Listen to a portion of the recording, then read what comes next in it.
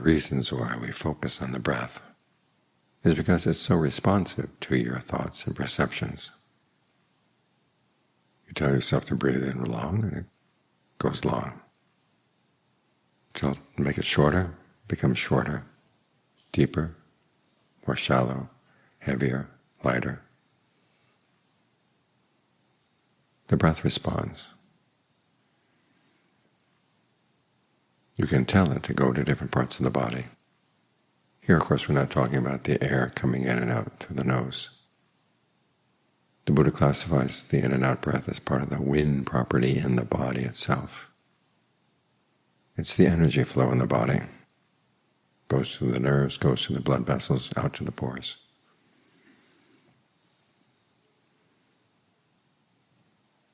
As you breathe in and out, and you get more sensitive to how the breath element feels in the body.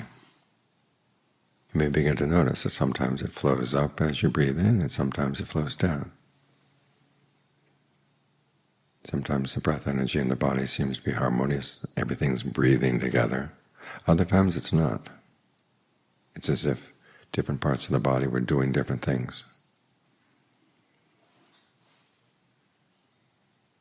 So we're trying to use the breath to make the body a good place to be here in the present moment, which means you want to think about the breath in ways that are more soothing when the mind is feeling frazzled, more energizing when you're feeling tired, more relaxing when you're feeling tensed. So first make a survey of how things actually feel as you breathe in and breathe out.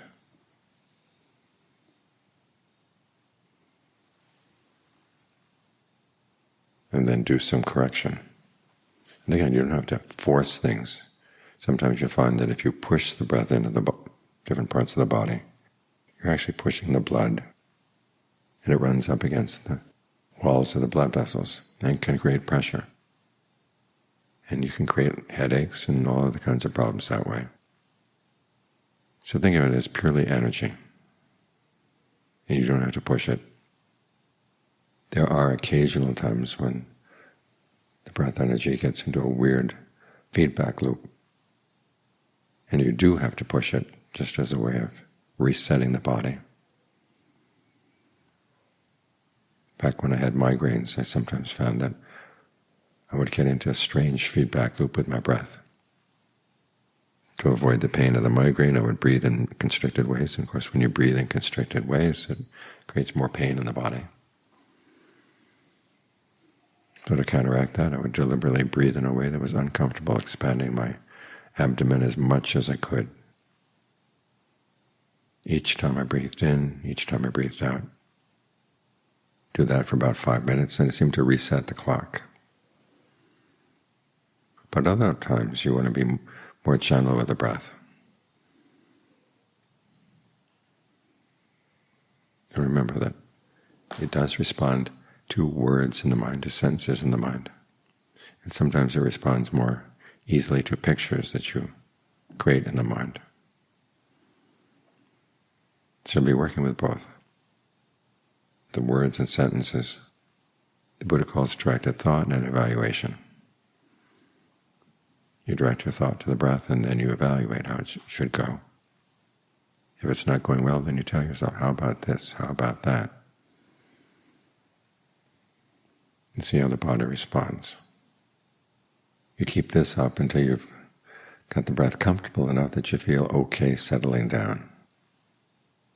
Then you can switch to individual words, like deep, soothing, calm, energizing, or just breath, breath, breath. Or a picture that you hold in mind of how the breath flows in the body. Sometimes you can think of it coming in from outside, not only through the nose but also through the eyes and the ears, in from the back of the head, down from the top of the head, going deep into the brain and then deep down into the body. You can think of it coming in and out the palms of your hands, the soles of your feet. You can visualize a cocoon of breath energy around the body. And ask yourself if what you're feeling of the breath energy in the body right now extends beyond the physical body. Is the cocoon healthy? Or are there holes in it, ragged edges? And sometimes you can sense that something doesn't feel quite right. Well, picture it becoming better, because the breath is really responsive to pictures you hold in mind. That way the mind gets into deeper concentration with less conversation and steadier images, steadier directions. Because you've got the breath energy here all the time, if the perceptions lapse, the breath is there to sort of pick up the slack. This is one of the reasons why you work with the body first before you go to the more formless attainments. Because with formless ones like space or consciousness, you really depend on the consistency of that perception, because there's nothing to hold it in place, nothing to fill in the gaps if the perception goes. So first you work with the breath, because the breath is there. Even when the perception lapses, your feeling of the breath is there. That helps to create some continuity.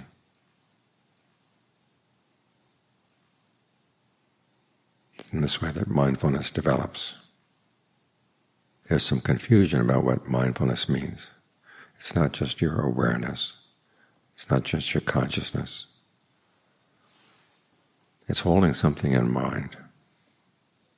In this case, you're holding the breath in mind, as a way of reminding yourself. Any other thoughts come in, they're not welcome right now. They're off topic. You're not here to think about other things. You're here to establish a good relationship with the breath, and through the breath, through the whole body. And mindfulness goes together with alertness. That's what's aware of what's going on. But alertness here is focused on what you're doing and the results you're getting. Then finally there's ardency, which is trying to do this well. These are all things you develop. Your consciousness is there, but it's constructed. If there's clinging to it, that's part of the First Noble Truth. It's to be comprehended. But mindfulness is part of the path. It's to be developed. Your alertness is to be developed. And you do it through the ardency. This is why John Lee places ardency among those three faculties, or those three qualities, under the heading of discernment.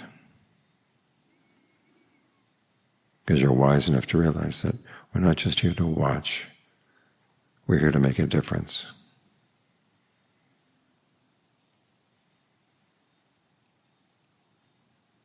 And the desire to make a difference in a skillful way is part of the path. It's to be developed.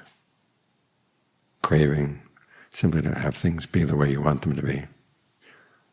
Get the sensual pleasures you want or sensual fantasies you want. Craving to take on an identity, or craving to abolish an identity you've already taken on. Okay, these three forms of craving are part of the cause of suffering. Those are to be abandoned. But the desire to do this well, that's part of the path, so that's to be developed.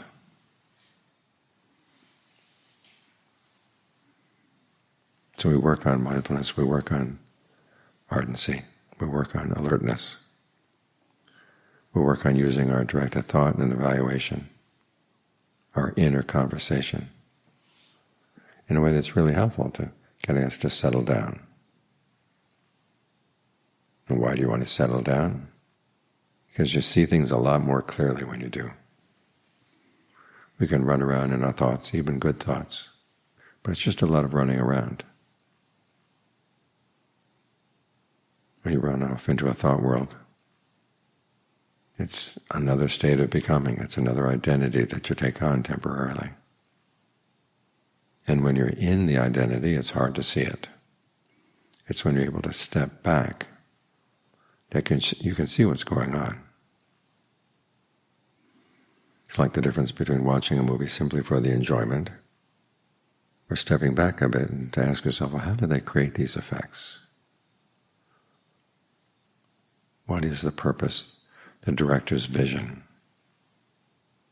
How is the actor going about trying to create the character? In this case, you're analyzing things and you're stepping back from it. And that way you're not sucked in. In the same way, you don't want to be sucked into your thoughts. You want to see them from the outside. And gaining a good firm foundation in the breath is a good place to stand outside your thoughts. So when they come up, you're in a position to decide, do I really want to go into this? Do I really want to encourage this? So learning how to still your thinking as much as possible allows you to gain some control over your thinking, so that when you do decide you want to think about something, talk to yourself about something, it's a lot more productive. It's a lot wiser. So there will be part of the mind that says, when you get really still, this is stupid, nothing's going on, you're not analyzing anything, you're not coming to any new understandings. Just tell yourself, you're learning an important skill that you're going to be using.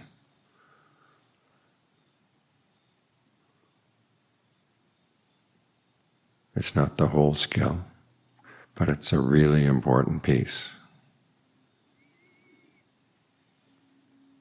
So learn to encourage yourself to want to stay here, to appreciate the stillness, to appreciate the sense of well-being that comes as the mind settles down. And you can spread that sense of well-being throughout the whole body.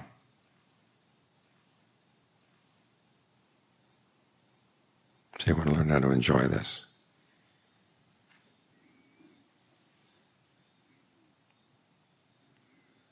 And the Buddha never says to be aware of enjoying this too much. After all, it is your food, the food for the practice. And so allow it to nourish you, nourish the mind, nourish the body. And then when things are nourished, then you can do your work. In one of the Buddha's images, the practice is like having a fortress on a frontier. You need mindfulness as the gatekeeper to make sure that the enemy doesn't come in. In other words, you need mindfulness to recognize skillful and unskillful thoughts. And if an unskillful thought starts moving in, you cut it off as quickly as you can. Then there are the soldiers. The soldiers are right effort. They have their weapons, which is knowledge of the Dhamma, but both the gatekeeper and the soldiers need to be fed. And that's what concentration is for. Concentration is compared to the food stores.